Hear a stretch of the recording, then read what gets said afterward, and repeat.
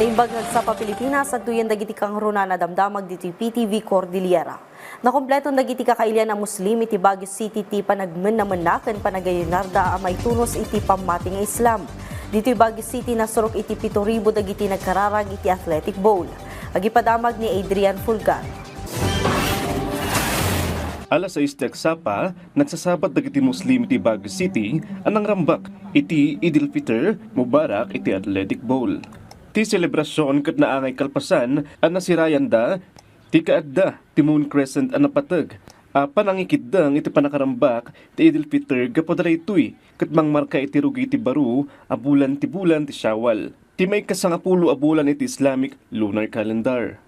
Ti Idil Fitr ket tanda ti panagpatingga ti Ramadan kas estimay sa bulan ti panagayunar anang rugi iti Marso 2, 2025. Ito ay mahalaga sa mga kapatid nating Muslim dahil sa isang buwan ay we are being abstained to eat.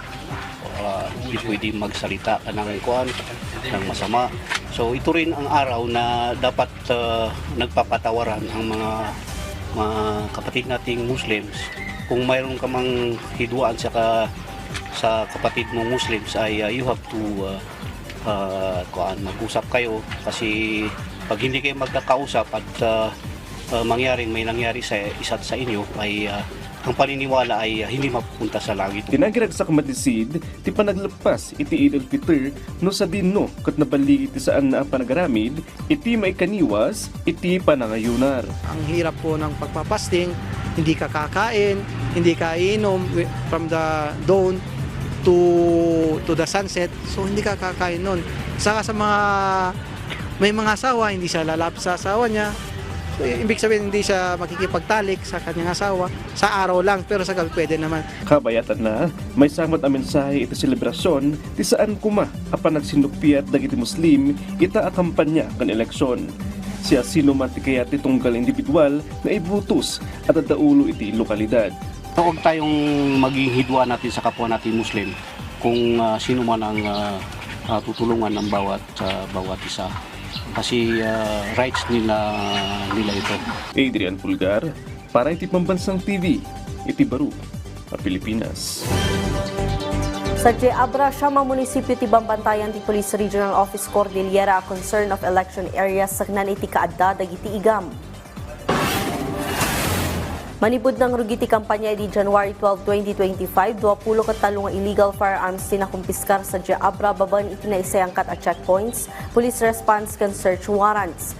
Kagiddan ti kampanya iti lokal a posisyon na ertingan iti nasaw a probinsya ti checkpoints can police operations, tapno maliklikan ti panagrairak kan panakabukol ti private armed groups.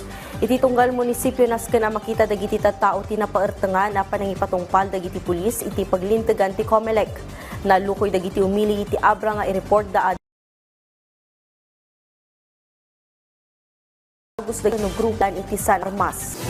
Sana lahat tayo tulong-tulong tayo na bantayan na